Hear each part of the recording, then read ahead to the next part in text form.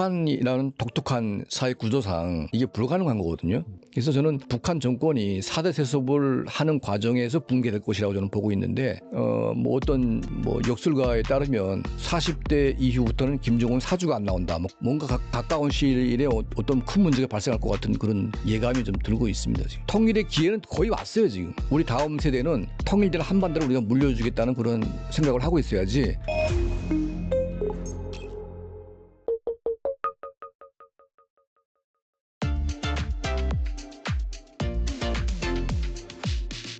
그리고 뉴욕타임즈가 최근에 이 김주애가 김정은의 후계자로 지목될 가능성이 높다고 보도를 했는데 이걸 보니까 공식석상에 김주애가 드러난 그 횟수를 또 계산을 했더라고요. 총 39차례 등장을 했는데 24차례가 군 관련 행사였으며 최근에 또 김여정이 이 김주애 고개 숙여 인사하는 모습 이런 것들을 또 근거로 들었더라고요. 이 북한의 4대 세습이 현실화되는 것일까요? 그러니까 4대 세습은 이제 분명 하는 거죠. 하는 건데 아직까지 이제 김주애가 나왔기 때문에 김주애가 후계자다고 단정을 할 수는 없습니다. 그러니까 왜냐하면 여성이 후계자가 된다는 것은 북한이라는 독특한 사회 구조상 이게 불가능한 거거든요. 민주주의 역사가 깊은 미국도 아직 여성 대통령이 안 나왔고 대한민국도 박근혜 대통령 빼고는 여성이 나온 적이 없지 않습니까? 그렇죠. 그러니까 여성이 뭐 어떤 최고 권력자가 된다는 것은 아무리 민주주의 역사가 깊은 국가여도 이게 쉽지가 않은 거죠. 근데 뭐 이제 아프가니스탄 같은 나라에서 여성이 대통령이 된다? 이게 상식적으로 말이 안 되는 거 아닙니까? 이게 진짜 말이 안 되겠죠. 네. 예. 그러니까 북한이 아프가니스탄하고 거의 비교하면 똑같습니다. 거의. 더하면 더했지. 그러니까 이제 남성 우월주의, 남전 여비가 이제 꽉 찬 그런 사회다 보니까 만약 김정은이가 김주애를 이제 후계자로 세웠다고 하게 되면 이건 잘된 일입니다. 사실은 나라를 완전 망치게 만드는 거죠. 사회 구조는 여성을 깔보고 여성을 갖다가 이제 하대하는 국가인데 여성을 세우게 되면 이거 나라가 망하는 거 아니겠습니까? 예, 민주주의 전혀 없는 나라에서. 그러니까 뭐 김정은이가 있으니까 김주애가 있고 김여정이도 있고 현성월이도 있는 것이지. 김정은이가 없는 여성들이 무슨 힘이 있을까요? 거기서 아무 힘도 없는 거죠. 그래서 김주애가 뭐 자주 나오고 자주 뭐 공개가 되고 또 김정은 이상으로 이제 막 그런 우대가 되니까 후계자가 될 것이라고 생각하는데 북한 체제 구조상 여자가 되기는 불가능하다. 저는 이렇게 보고 있고요. 그리고 이제 김정은이 나올 때도 보게 되면 후계자라는 것은 약간 신비한 존재가 돼야 됩니다. 처음에는. 그러니까 아무것도 없는 상태이고 콘텐츠도 없잖아요. 그러니까 김주애가 뭐 그게 만약 후계자라고 하게 되면 걔가 한 게 뭐가 있습니까 이게. 아무것도 없고 그냥 김정은 딸로 나와가지고 따라다니면서 그냥 뭐 이런 거밖에 없는데 이게 뭐 업적이 될 수 없잖아요. 신비한 것도 아무것도 없고. 근데 이제 김정은 같은 경우에는 꽁꽁 숨어 있다가 어느 날 갑자기 짠 나와서 아주 신비하게 후계자로 부상이 된 거죠. 그러니까 제 생각에는 김정은의 후계자는 이제 아들일 가능성이 높고 그리고 이제 그 아들은 이제 전격적으로 아마 발표를 할 겁니다. 제 생각에는. 그러면 이제 김주애는 뭐냐면 이제 오랜 국정 경험이나 이런 인지를 통해서 후계자를 갖다가 이제 후견하는 그러니까 도와주는 김여정의 역할을 이제 미리 하라는 이제 그런 그 과정이 아닐까. 그러니까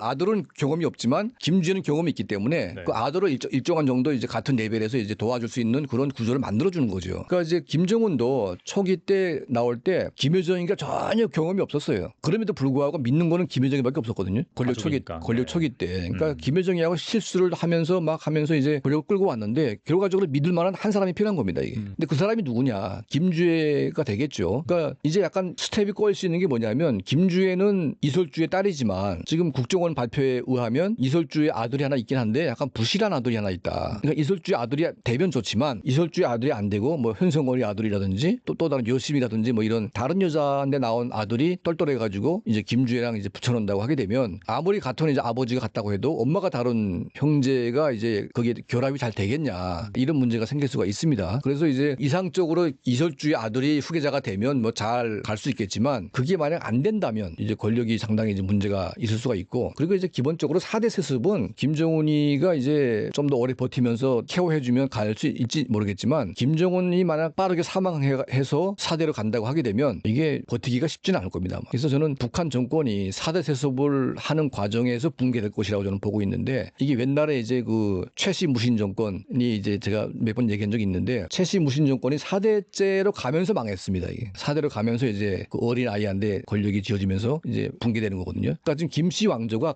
가문 정치, 가신 정치가 최씨 무신 정권하고 거의 흡사한 이런 정권이다 보니까 그 정권의 모델을 그대로 갖다 우리가 보게 되면 4대째 망했기 때문에 저도 이제 북한의 김씨 정권도 이제 4대로 가는 과정에서 이제 붕괴의 길로 가지 않을까 하는 그런 예측을 해봅니다. 그러니까 이제 여러 가지 좀 그런 징후가 나오고 있어요. 그러니까 이제 그 김정은의 어떤 평균 기대 수명이 지금 짧아지고 있지 않습니까? 그리고 이제 뭐 역술가에 따르면 40대 이후부터는 김정은 사주가 안 나온다. 뭐 그런 말도 나오고 있습니다. 그리고 지금 최근에 김정은 얘기 들어보니까 다시 지금 김정은이가 화를 많이 내고 있다. 그러니까 사람이 이제 화를 많이 낸다는 것은 이게 혈압과도 연계가 되고 있고 정신적인 어떤 그런 문제가 될 수 있거든요. 그래서 이제 광기가 나는 왕들, 그러니까 연산군 같은 경우, 연산군 그리고 네로 황제 같은 경우, 그러니까 이제 미쳐가지고 막 돌아가면 이게 빨리 죽습니다. 이거 사실은 이게 맞아 죽거나 뭐 스스로 죽거나. 근데 지금 김정은이가 감정 기복이 또 심해지고 있고, 그리고 이제 여자 문제, 이 기쁨조 이 파티를 지금 굉장히 세게 또 한대요. 그러니까 원산 지금 여투 타면서 지금 막 그 원산에서 지금 막 그런 기쁨조 아주 그 음란한 파티를 지금 아주 열심히 하고 있답니다. 지금 다시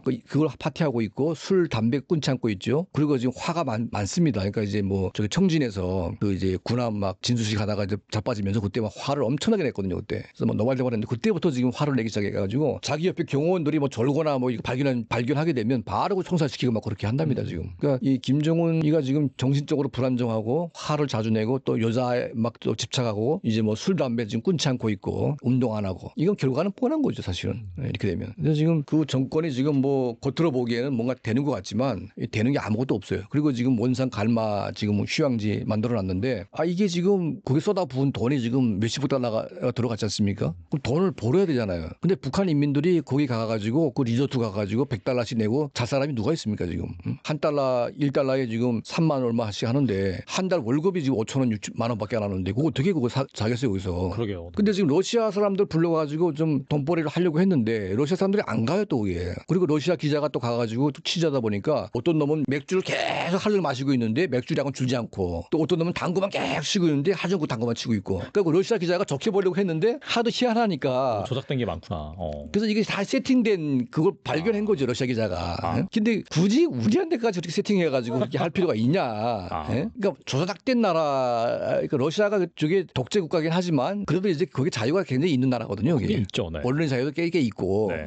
그러니까 이제 러시아 기자가 보기에도 너무나 이제 한심하니까 이걸 이제 그대로 갖다 기사를 내버렸어요. 그러니까 이제 김정은가 또 화가 나가지고 또 그걸 또 폐쇄시켜 버렸거든요 지금. 그러면 이제 그 뭐가 됩니까 이게 지금? 러시아 사람들 상대로 지금 뭔가 하려고 했는데 그것도 안 오게 한다? 그러면 이제 그 리조트를 갖다 돈 발라가지고 지금 했는데 이걸 지금 뭐 누구한테 그걸 팔겠습니까 지금? 그러니까 지금 김정은이가 한 경제 정책 가운데 마식령 스키장이니 뭐 삼지연 리조트 뭐 양덕 그 무슨 온천 그리고 뭐 사방에 만들어놨는데 아무것도 지금 누구도 안 오기 때문에 원래 중국인들이 와야 되는데 중국하고 사이가 좀 워낙 안 좋으니까 그러니까 지금 김정은이가 구상한 관광 정책, 관광 수입 정책이 지금 거의 제로 상태에 빠졌거든요. 그러니까 경제 폭망하죠. 또 러시아 돈 벌고 있는데 자기 지금 죽을까봐 지금 뭐 군사무기 열심히 하고 있는데 이게 모든 게 엉망진창이고 막 스트레스 받고 뭐 화내고 뭐 여자 막 쩔어 있고 막 이렇게 되다 보니까 저기 언제 저렇게 폭발할지 참 저도 좀 신기하기도 하고 뭔가 가까운 시일에 어떤 큰 문제가 발생할 것 같은 그런 예감이 좀 들고 있습니다. 지금. 마지막 질문인데요. 그렇다면은 만약에 김정은이 급사해가지고 이 후계 구도가 본격적으로 진행이 되는 그런 가운데 북한 내 엘리트, 군부, 주민들의 반응과 이 북한 체제가 과연 어떻게 될지 어떻게 보시나요? 그러니까 사실은 이제 이재명 정부가 참 중요한 타이밍 때 권력을 잡았습니다. 그래서 이제 북한은 통일을 포기했기 때문에 우리는 통일을 더 확대시켜야 되거든요. 그렇잖아요. 근데 북한이 포기했다고 해서 우리가 거기 맞춰가지고 두 국가 평화 체제로 가자. 이게 지금 그 좌파들이 지금 막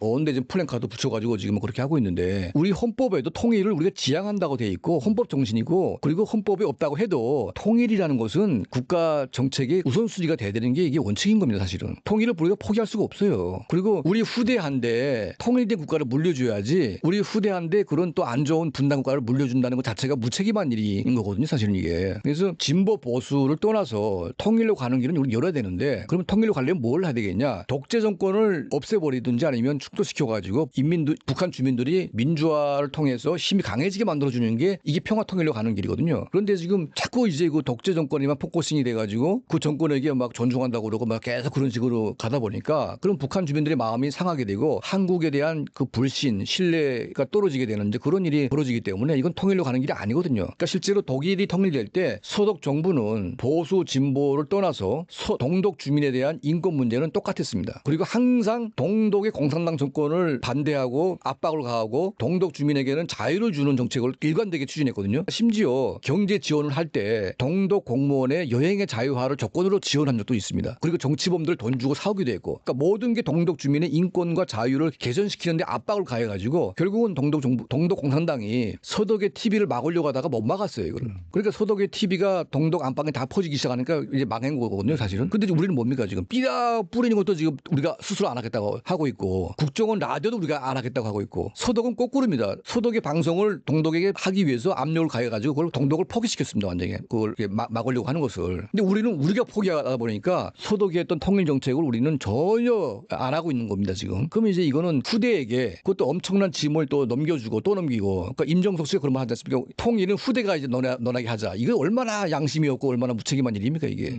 그걸 왜 우리가 후대한테 넘겨야 됩니까, 이게. 그 안 좋은 거를. 보다 좋은 세상과 보다 좋은 나라를 후대에게 넘겨야지. 우리가 분단된 걸 그대로 넘겨가지고 또 후대가 또 고통받게 만드는 그런 이제 그 역사를 갖다 이렇게 하자는 것인데, 정말 이거는 말도 안 되는 얘기인 것 같습니다. 그래서 우리 정부가 이제 중요한 타이밍이 왔기 때문에 통일 정책을 정교하게 세워서 북한 주민이 뭘 원하고 있고 북한 주민이 원하는 게 뭔지, 그리고 통일의 방향은 북한의 민주화, 자유, 인권, 그다음에 통일, 이런 이제 대전제만 우리가 형성이 되면 얼마든지 길이 열려 있기 때문에, 그리고 다수의 북한 주민들이 통일을 원하고 있고 대한민국을 짝사랑하고 있기 때문에 통일의 기회는 거의 왔어요, 지금. 우리가 어떻게 하는 것에 따라서 이게 빨라질 수도 있고 또 멀어질 수도 있는데, 자꾸 이제 통일을 후대에 넘기자는 그런 막말이나 하고 있고 또 북한 체제를 존중한다 이런 쓸데없는 말을 함으로 인해서 북한 주민들에게 자꾸 상처를 주는, 또 신뢰를 잃게 하는 이제 그런 일들을 우리가 하게 되면 이게 안 되는 거거든요. 그러니까 대한민국이 잘 돼야 됩니다. 그러니까 뭐 보수든 진보든 올바른 정책을 세워서 북한 주민들이 정말 그 자유롭게 되는, 잘 살게 되는 뭐 그런 방향으로 가야지. 어떻게 독재 정권에게 마냥 북한 이민들을 갖다 맡겨놓고 그들의 노예로 갖다가 이제 우리가 살게 하겠습니까? 예, 그래서 김정은 본인도 지금 거의 죽을 때가 된 것 같고, 그리고 북한 경제가 우리가 아까 말했다시피 1달러에 36,000원, 이게 말이 안 되는 거거든요. 경제는 완전히 붕괴 상태가 됐고 이게 답이 없어요, 지금. 그러니까 이런 이제 중요한 시기 때 또 4대 또 세수까지 한다고 그러니까 뭐 잘한 것도 없는데 얼마나 좋은 기회입니까, 이게 지금. 그러니까 이런 좋은 기회 때 우리가 반드시 통일로 우리가 이 기회를 만들어 가지고 우리 대에는 통일을 해야 된다. 그리고 우리 다음 세대는 통일된 한반도를 우리가 물려주겠다는 그런 생각을 하고 있어야지, 그 후대 세대에게 분단된 국가를 그대로 넘겨줘 가지고 후대에게 고통을 주겠다는 그런 이 발상은 정말 최소한의 양심도 없는 그런 인간들의 발상이라고 저는 보고 있습니다. 그래서 우리 국민들이 통일 한반도를 만드는데 좀 관심을 가지고 우리가 지혜를 모아야 된다, 이런 말씀을 좀 드리고 싶습니다. 네,